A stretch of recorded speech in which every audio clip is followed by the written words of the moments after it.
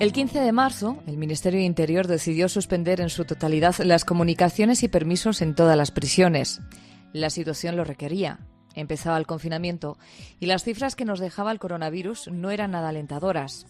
Casi 2 meses después, desde el 14 de mayo, Interior ha vuelto a permitir las comunicaciones de los internos. Estamos hablando de más de 50.000 personas en toda España. Comunicaciones con familiares, con amigos, abogados, letrados de los servicios de orientación, siempre y cuando el visitante provenga de la provincia en la que se encuentra el centro penitenciario. También las salidas de permisos concedidos y las programadas. Pero, ¿qué ha pasado en estos 2 meses en esas cárceles españolas? ¿Cuántos funcionarios han fallecido por coronavirus y presos? ¿Han seguido surgiendo enfrentamientos e incidencias dentro de las prisiones? Se lo vamos a preguntar en los próximos minutos a Elena Getino. Ella es portavoz de la Asociación de Trabajadores Penitenciarios. Tu abandono me puede matar. Elena Getino, buenas noches. Hola, ¿qué tal? Buenas noches. Eres funcionaria de la cárcel de Alaurín, de la Torre, Málaga. ¿Qué tal? ¿Cómo estáis en estos momentos?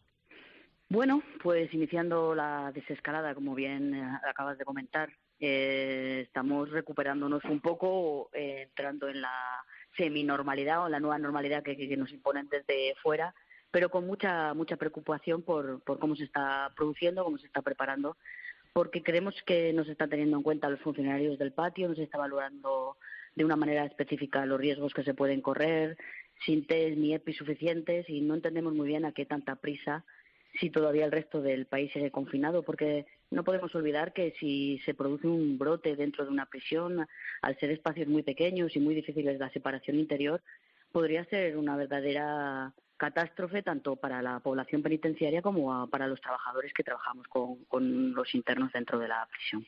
Elena, ¿cómo han sido estos 2 meses de confinamiento? ¿Cómo ha cambiado la vida dentro de la cárcel? Bueno, pues empezó con muchísima tensión, muchísima incertidumbre, con órdenes muy contradictorias y difícilmente asumibles por los trabajadores y por los internos.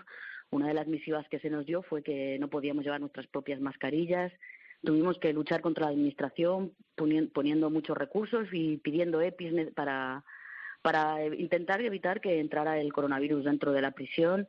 Se produjeron muchísimos altercados, sobre todo al principio, muchos con actos de motines, porque al suspender las comunicaciones y los permisos, como bien has comentado y que era necesario de hacer, lo que se cortó fue la entrada de droga y de sustancias estupefacientes, que todo el mundo sabe que entra en su mayoría por unos pocos familiares y en las visitas y en los regresos de los permisos. Y al cortarse la entrada de estupefacientes, al unirse con el nerviosismo propio de lo desconocido, de un virus tan potente que estaba causando tantos estragos, y la población penitenciaria que, como te digo, pues tiene patologías de base muy grandes y con mucho miedo a que pudiera producirse un brote en un espacio tan pequeño, pues los primeros momentos fueron de mucha tensión, muchos desórdenes, decenas de altercados, decenas de funcionarios agredidos a mano de los internos.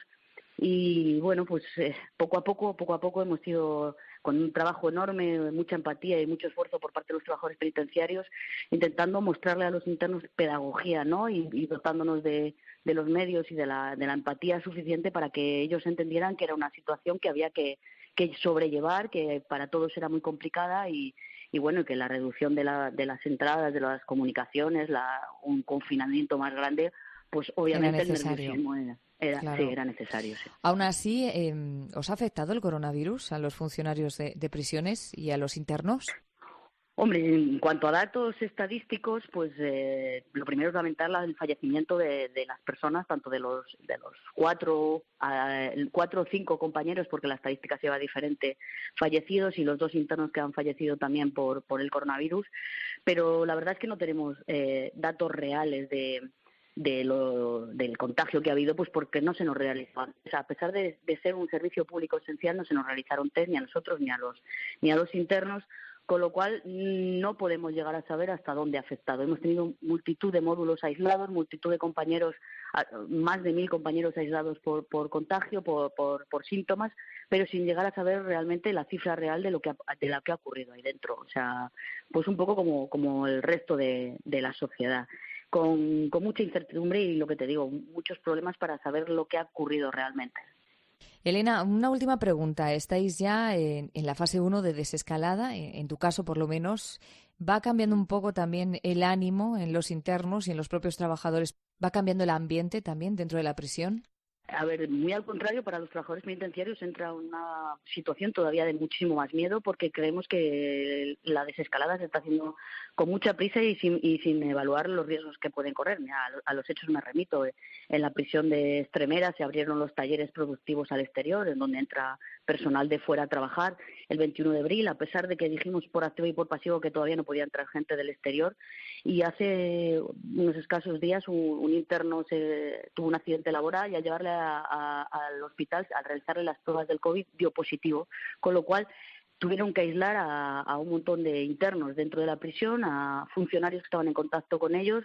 Estamos hablando de que se aumentó de 26 a 39 positivos dentro de la prisión de Extremera, simplemente por el hecho de abrir a unos talleres. Creemos que antes de tiempo. Tenemos mucho miedo de lo que pueda ocurrir ahora con el tema de la apertura hacia el exterior, otra vez sin haber evaluado realmente de qué medio estamos hablando. Y Los creemos riesgos, que sí. puede ser un problema de rebrote, no solo dentro de la prisión, que ya sería de por sí muy grave, sino también fuera, porque al final los funcionarios somos un vector de contagio para adentro y para afuera. Entonces creemos que se va a hacer demasiado pronto y estamos con muchísimo miedo, la verdad.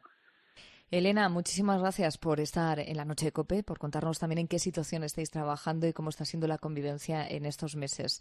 Tan difíciles para todos, pero especialmente cuando uno está precisamente en sitios tan reducidos, ¿no? Y es tan fácil el contagio. Elena Getino es portavoz de la Asociación de Trabajadores Penitenciarios de Tu Abandono Me Puede Matar. Gracias y buenas noches. Vale, igualmente. Buenas noches y muchas gracias. Y queremos ampliar